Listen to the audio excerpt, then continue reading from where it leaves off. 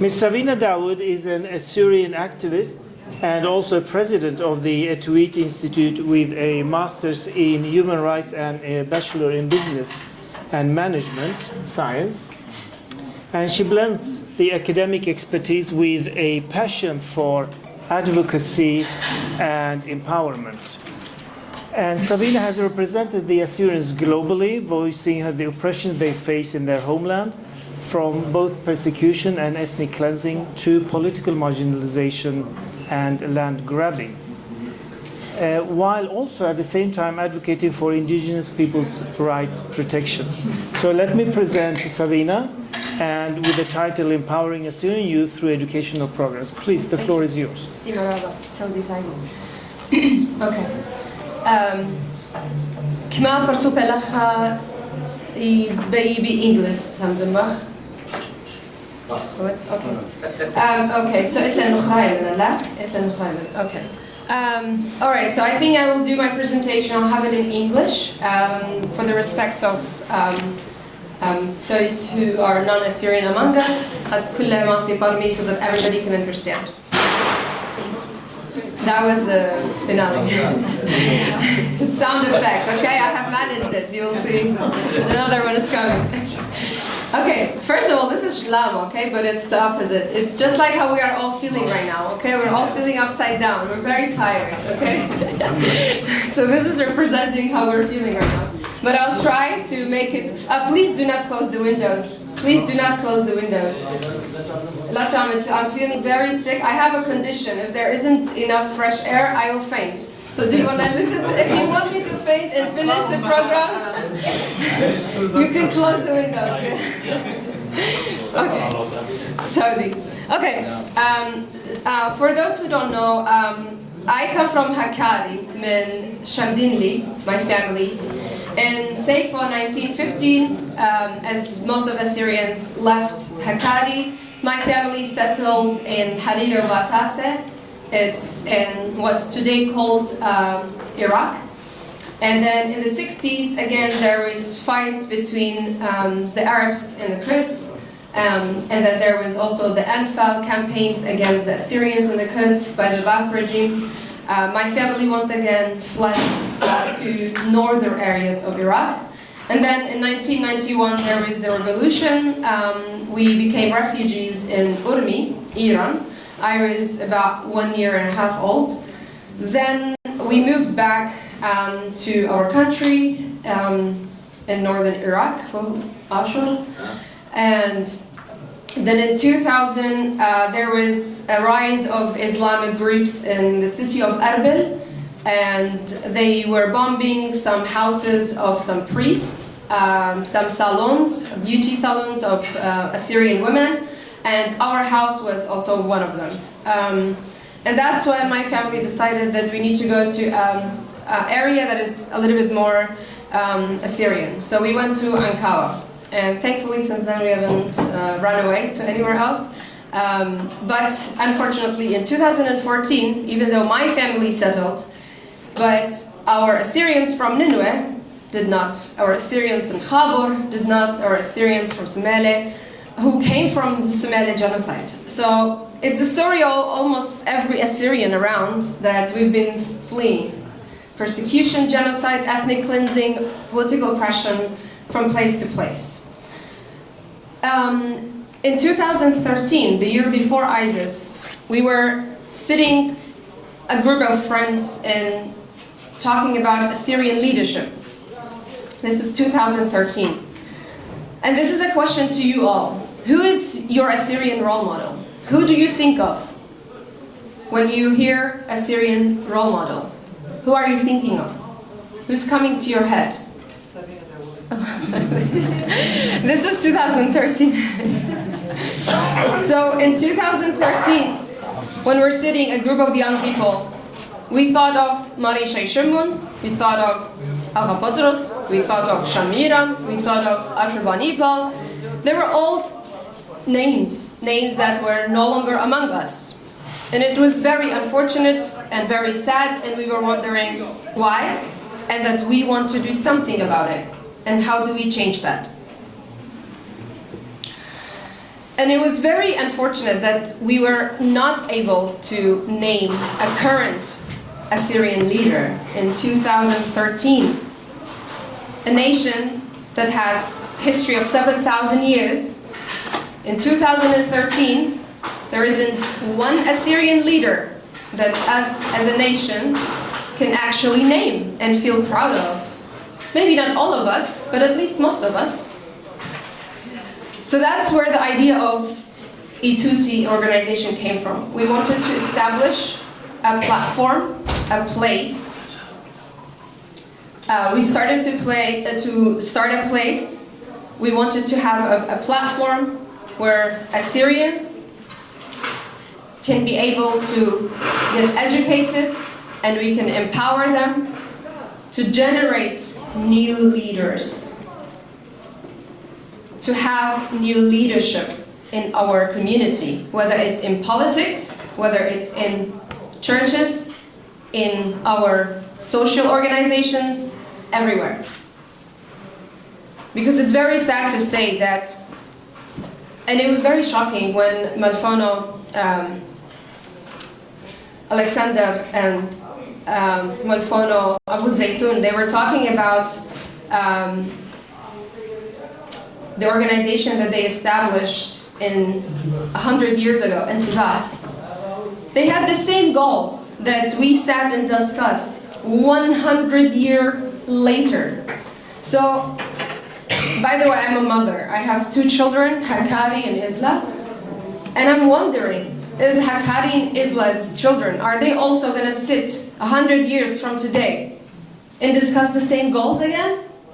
Are we going to redo this and cycle and cycle and cycle? How do we change that? We cannot expect different results if we are working in the same way and methods that we have been working for the past 100 years. We have to change that. We must change that.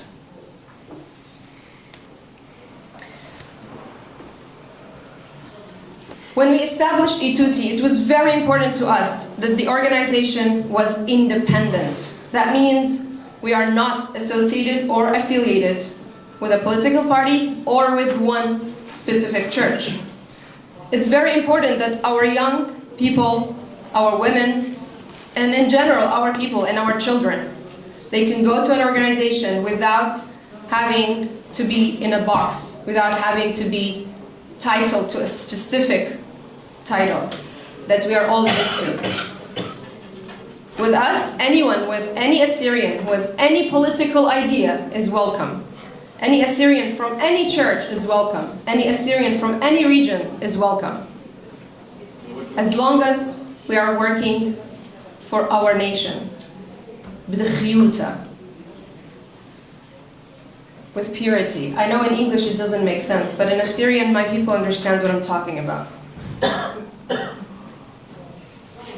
It was also important that we are innovative. That means we change. A lot of people say, I have tried to work in many organizations, and every time we want to do something, they're like, no, our bylaws say this. Your bylaws is a bylaws. A human wrote that. You can change that. There has to be innovation and change. Don't take whatever the ways that you are working, that means it's permanent structure, because it's not. Humans grow, progress, and so must our ways of work. So in our organization, we focus in innovation. When we see something that is not working, we try to immediately understand why it's not working. Let's change it. Let's find a new way that it will work. In 2014, when we were starting to establish our organization, that's when the terrorist organization of Islamic State took over Mosul, and then it took over Nineveh plains. More than 200,000 Assyrian Christians were internally displaced in our country. I remember that day vividly. It was in June the first time, because they were displaced twice. The first time it was in June. They all came to Erbil, where I was. And then after a few days, they went back again. because they thought it was over. And then they ran away once again in August when 3 people passed away, or they were martyred, a woman and 2 children. Then they left again from Baghdad. So they left all again. And this time, they didn't know that it was going to be for a few years. In 2014, I remember it was around 11:30 p.m. People just started coming from everywhere and looking for just a place to sleep, to be. And imagine, this is hundreds of thousands of people. So we just would take them to churches, to parks, to anywhere that would say, you can come and sleep here. We had elderly people. Remember how uncomfortable today was, right? So imagine if after all of this tiredness, you don't have a bed to go and chill at.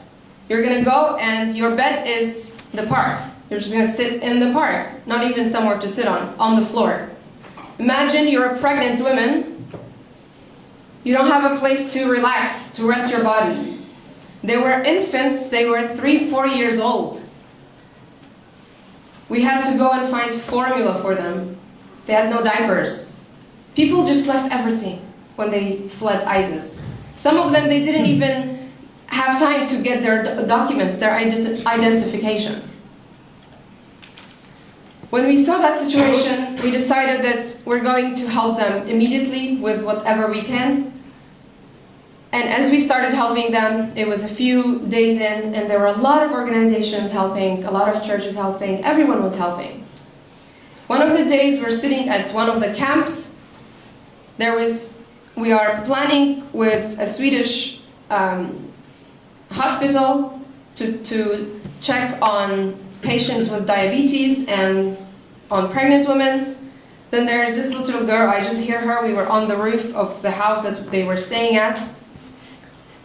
And she's telling her cousins, Yalla, let's play the game of Daesh. Daesh means ISIS in Arabic. So I was like, what's the game of Daesh? I just want to understand, what's this game of Daesh? So she was like, I will be at home, you will come and kidnap me, and then Firas will be shorty, he'll be the police, and he'll come and rescue me. This is a child, 3-4 years old.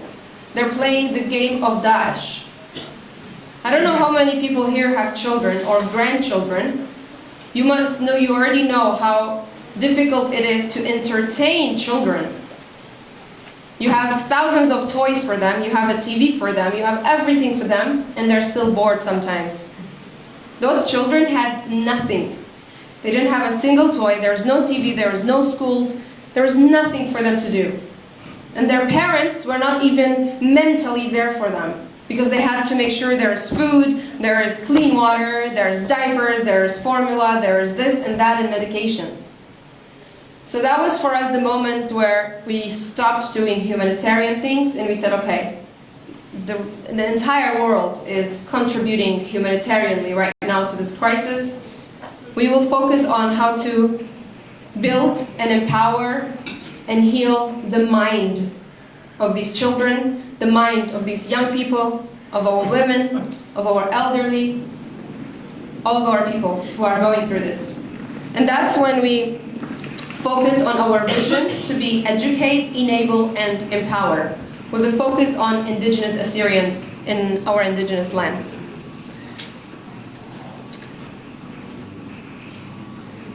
At first we started we would go to the IDP camps, internally displaced camps, and we would take the young people out, and we would take them to a soccer field, a football field. We would make it into different sessions. Each session would have a game, or 2 games, and 1 topic. The games had a trick to them, a twist. So the game would be, for example, we're playing soccer, but you can only score once. Once you're done scoring your goal, you have to help your teammate to score the goal. And if the first team that all the team members score 1 goal wins the game. It's very important for us to start teaching our people, especially the young people and the children, that it's essential to support one another's dream. Once you reach your dream, you have to help your friends to also achieve their dreams and their goals. We must help one another with our endeavors. And then afterwards we would have a topic to discuss. For example, why are we displaced today? How do we help our women in managing everything? How do we help our young people, our children? In 2017, when Nineveh was liberated, after a couple of days that it was liberated, I went to Baghdad, and I remember it smelled like death. I remember it smelled like kharaba. It was a kharaba. There was so much destruction. There were so many houses that were burned down. There were actually still dead bodies around. And I remember seeing an old man. He's just in his dukana, in his store, trying to do something, and it's all destroyed. And there is like kista qamkha, like a bag of flour, sorry. Starting to forget English. And I talked to him, I said, Amma mutwada, what are you doing? And he's like, oh, farnala, someone khanela. I'm like, there's no one here. He said, all of the people from Baghdad will return. And at that moment, that just did not sound real to me. I was like, this man is dreaming. Who's gonna come back to this kharaba? But he was true. After a couple of days, people started returning. In a couple of weeks, Shouq at Baghdad, the market of Baghdad, was getting back to life again. Once we saw that, after a few weeks, we decided that, okay, Ituti is going to have a center there. We're going to open a learning center in Baghdad. And we opened it with the help of L'Oeuvre d'Orient. It's actually a French organization. They've been helping our people in Iraq since the 30s. We opened this learning center in Baghdad. And the first project we did was Ashur Banipal Library. It's a very small library, it's a very small room, but it was a strong statement that we wanted to make, that for the first time, Nineveh was empty of Assyrians. In 7,000 years, Nineveh was never emptied of Assyrians. For the first time it was. But people went back. It was a statement we wanted to make that we want to rebuild. And we're opening Ashur Banipal Library following the footsteps of our ancestors. And it's public, and we have weekly programs in it. And this learning center, so this is the Ithwa Ulithwa project. Ithwa Ulithwa is, before you tell a story to children in Assyrian, we say Ithwa Ulithwa. That means there was and there wasn't. It makes sense for us, okay, but once upon a time, but it's not. In this project, we bring children in Baghdad in the youth center and the learning center, and we go over some stories, some songs, sometimes alphabets. It's a new program that we're starting with our children, but it's based on registration. You have to call and register, and we only had space for 30 children. And then one day we just had 65 children. The parents just came and they were like, yes, we haven't registered, but I want my children to be here. I want my child to be here. So there is this eagerness that people want to learn. People want their children to be educated. People want their children to be more involved in these cultural and these educational programs. And this is what we're doing. We are approaching and we are directly connecting with our people in educational programs. Yes, it's very important. The education, it's not only in schools. Education, it's not master's degree alone. It's not PhD degree alone. If we're not in contact with our people directly, if we are not educating our general public, what are we doing with those papers? Because those 100 years ago, the goals that are the same, that means there is a huge gap, a huge disconnect between our scholars and our general public. PhDs don't only belong in libraries and in publications and online. No, they need to be in touch with people.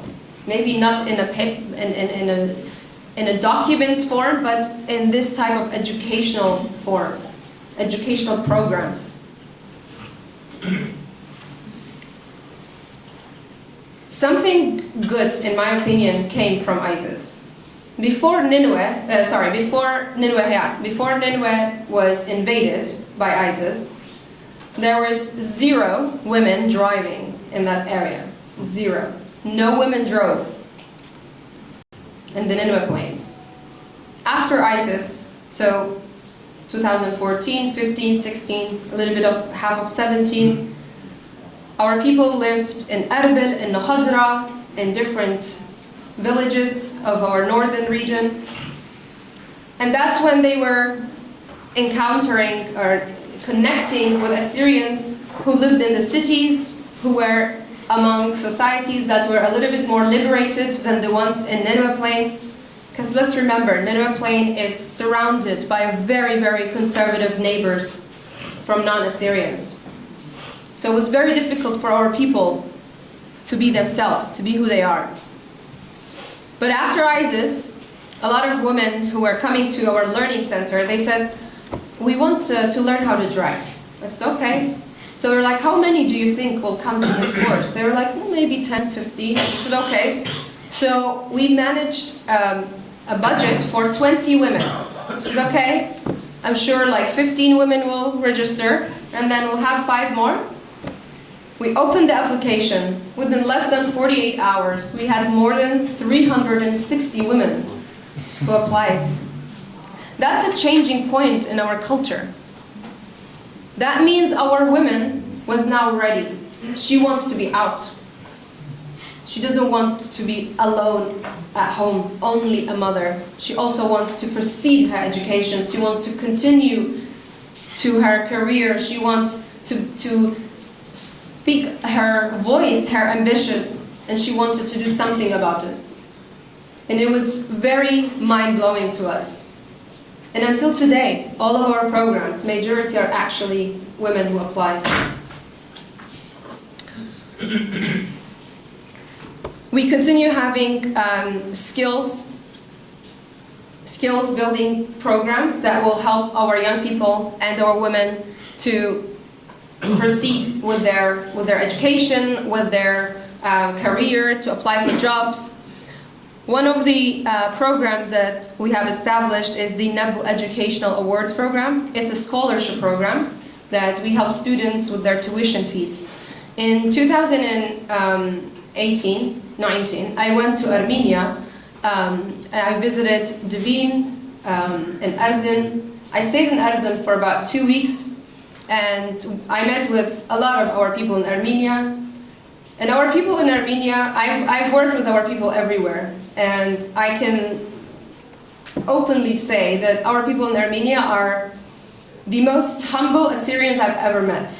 They're very welcoming, they're very open, and they have very little in the villages. Their houses, most of them, are not even completed. But if you ask them, what do you need? They say, we have everything. They said, the only thing that we need is to educate our children. Help them finish their studies. Because they don't make income there. Most of them, their jobs do not allow them to make big income. So they need support with their education, with their educational degrees. And since then, with the help of a lot of organizations, we've been able to support 130 tuitions to our students, and also give 23 laptops to students that are in engineering that need these laptops to complete their studies. This program, we started it in 2017, Ituti Annual Leadership Program. This is my absolute favorite effort that I've ever been part of. In this program, we bring young people from all over Ashur, and then sometimes even from outside of our country. And we connect for 4 days. We stay in a village that has a lot of Assyrians. And we learn about leadership. What is leadership? Because in the Middle East, leadership often means dictatorship. It's mistaken for a mid-aged man in a suit telling us what to do. But we want Assyrian youth, Assyrian people actually. We want our people to stop thinking that way. Leadership is not only a man, it can be a woman. Leadership is not only an older person, but can also be young. They don't need to have necessarily white hair. It could be black, it could be dark. Anyone can be a leader. It's not about how they look and who do they answer to. It's about what do they do for our people? What characteristics do they have? What skills do they have? How are they working in our community? How are they working in our society? And these are the types of programs that we train our young people on, because we really want them to stop, to disassociate themselves with the mentality of dictatorship, and to understand that they themselves can lead in whatever that they are interested in, or that they are it's within their expertise. We also, within this program, it's not only theoretical. So when we sit in a lecture and talk about it in a lecture for 20 minutes, afterwards we have practical. Afterwards we immediately do something after it. So in every village we have a community service project that we offer within this program. And we allow those young people that we just trained, that we just sat in workshops with, to practice their leadership skills. And that way it stays with them. In 2017 we went to Barwar. This is Mar Qayoma Monastery in the mountain. Oh yeah, it's your village, Dure. 2018, this is in Nala. So in Nala we went and people were surprised that we are actually building with them. They said, oh, organizations, they come, they give money, they take pictures, and they go. I said, yes, but we want to learn. We're not just here to give money and to let you do this. No, we want to learn from you. How does the cement work? How do you plant shishme? How do you plant rizza? How are you making taghin? We want to also implant in our young people's head that farming is a holy profession. A nation that empowers their farmers is a nation that can stick to their land. And land is the pillar, is one of the most strongest pillar for indigenous communities. It's one of the first three rights: land, self-determination, and resources. It's very important for us as Assyrians to understand and appreciate the value of our land and how we grow it and build it. In 2019, we were in Sarsing,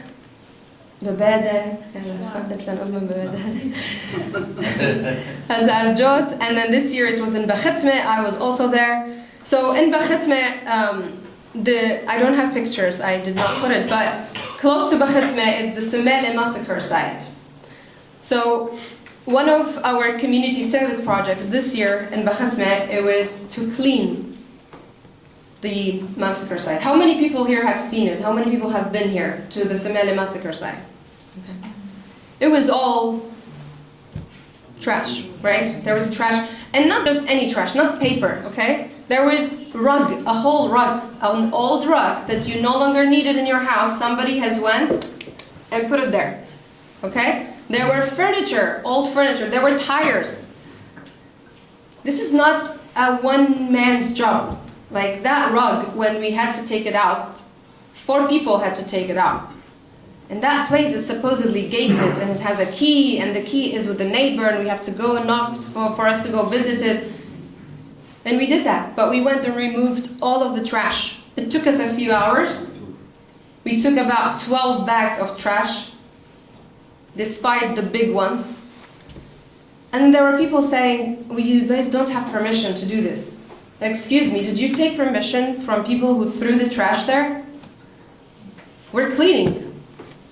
We're not touching anything else. And it was for the first time that the young people from Baghdad to hear about the Semele massacre. Because in our educational system, they don't teach us that. They teach us about Anfal, And even Anfal, it's misinformed. They do not mention Assyrians as if it was only against the Kurds. So it's walitala. It's the responsibility of our organizations at this point to contribute in educating our young people, actively educating them, like literally taking them to putting them there. This is the Somali massacre. This is what happened. Let's clean it.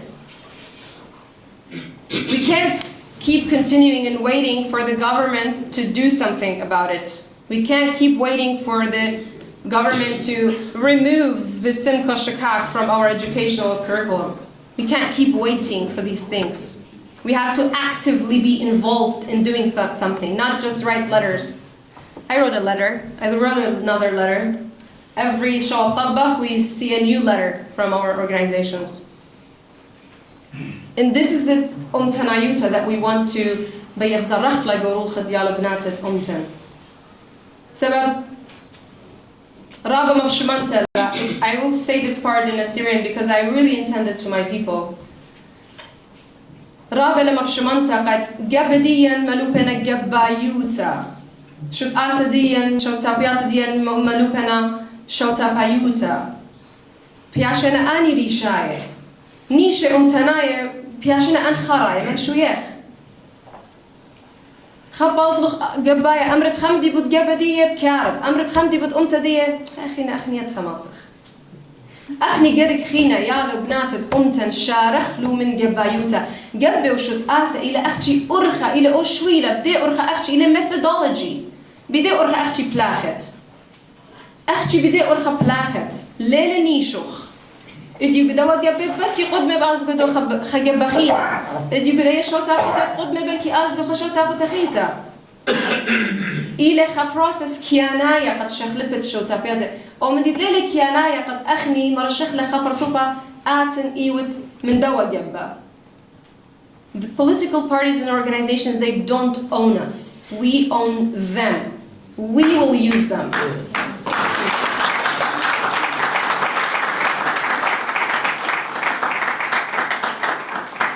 جارك ما بنخخلو قدني شدك أخني متسو لأن أني متسو أخني خمتسو قدني شجارك ما بنخخلو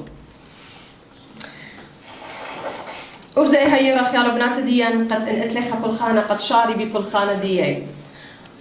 I will skip through that. خمن مديان خينا ريشايا قد رابا أن نقايل قالا قد قرات الديان قومت وات الديان ريشايت سبب هما شيء أمرخ قريب أمتديا بيخ باشا قراتي أوكي إنا بي باشا بإيقارة لأن مجبوراني باشي تاما وأخني لخا وشبر خزوزة وخشوف أوكي لا أوكي أمتديا بي بإيقارة خيا إلى ناشا أصلاتا إلى أمت أصلاتا إلى أمت شرشاتا خشلن قدورة بنيلن خا playground قيال السورة وخا volleyball court قيال بناتي هذه يقول كل دقيقة قمت our people who are from Dure, they normally, a lot of them, they live in Nohadra. During summer, they would go for maybe 1 week, 2 weeks, and they would go back because they had nothing to do there. But now that they have a place to gather and be and do fun things, this year they did a massive festival. Thousands of people were there. The same thing in Bakhatme, we helped them build a soccer stadium. We help them build bleachers for people to sit comfortably. We're now working on a children's playground and a volleyball. The same thing in Hazar Jot and in Nala. And in Nala specifically, it was a statement that we were making that even with the festival, because for Zayed Nala, Khashwi Nashat Nala litlu marwati, litlu khasa. Sabkhisha no tiya no binya no raba basura. ويانا هقياتي مضرة زدقت ناشنالة مضرة بيشنا مضرة إنا أجد بغزاية أنا أخذ بناية أجد بانت بناتها يعني مودي يعني أرى إلى برختها إنا أرى تبانت له وخيط جاو ومعمرت له أي إلى مزبطة مزبوطة قد آتن بيت خيط لخا وبيت مبريت لخا وبيت أباني باري لخا ومبري لخا سراب لأن نقيت أخني بانخ الأرات ديا لأختي زوزة شدرخ بانخ وبلخخ بزهيروتا وخكيموتا الدن زوزة program خرايا أتلخني قم شارخنا إلى volunteer Assyria غزيلا قطرابة من ديال وبنات ديان مخوبنا. They really want to volunteer, they want to go to the homeland. So we made it an opportunity for them. If you have any expertise, if you want to volunteer for a 1 week, for a 1 month, you can apply and you can be part of it. So this is Mariam Niqala. She's from Arizona. She went there for 1 week. She trained our youth on Microsoft Office program. Right now, this week actually, Dr. Yusuf Toma, also from Arizona, he's a doctor, pharmacist, he teaches at the university. He also went there and he's going on a tour to our villages, explaining how to better understand medication, how to have a better lifestyle so you don't use as many medications, and how to use it correctly if you have to use medications. من دي خرايا باين من طيالنا قيال بنات تلخا قديش خلابة for that change that we need to create in the way that we are working. The only way that this is going to work is through this, to connect, to communicate and collaborate. If we are not able to do these 3 things, 100 years from now, our children and grandchildren will be repeating this in a cycle. We must work with one another. We have to accept the different opinion. If you have a different opinion from me, لا من آيات لا مني يودرقولي لا غلطة لا. خا لا منه بدي تخمنتا لا منايو إلى درقولخ. منايو إلى بريشة منه أو برصوبة قتل تخمنتا بريشة برقلة. لا منايو إلى عدوى وديدا، لا منايو إلى سبيانة أمتا، لا منايو إلى زبنانة أن خبراني بس منه. أخني إيوة خا أمتا. أخني قريت بلغة خامن دوخي. إجت خا قتل برشونيا بتخمنتا منه. تاما إلى ينيات ودمطية الدي بوينتد جروستا. تاما يني أمتخ ولا جروسة. هو أنت الخخينة اللي خطخ تخيتا يريك بزو دا أتوغ بدوراشا بزو دا أتوغ بهامزمتا ومتشخ أرخت سزقرخ إلو بالخخ مودالة. Thank you so much.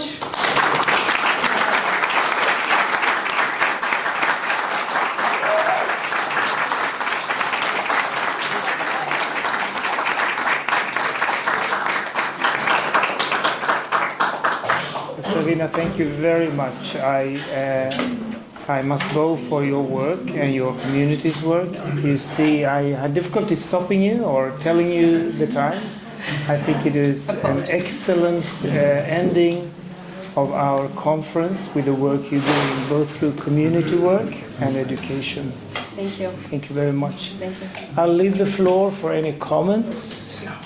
Nothing. Ephraim is always saying no, but I think you have said what all of us feel inside that is important, and maybe there is no need for commenting on this.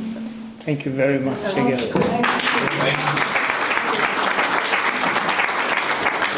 If I may take the opportunity, I'm not going to ask any questions. Take it easy. And just to talk maybe on behalf of all of us, I would like to say so many thanks to Ephraim. I don't have any gifts with me, but I think I can talk for everyone in here for this excellent conference to put us together in an academic way and also in a social way, in your own way, with this warmth, with this love. I think you have shown us how we can organize conferences, how we can get together as a community and develop as a community. And I don't have any gifts, but I have a big hug for you. Oh, yes.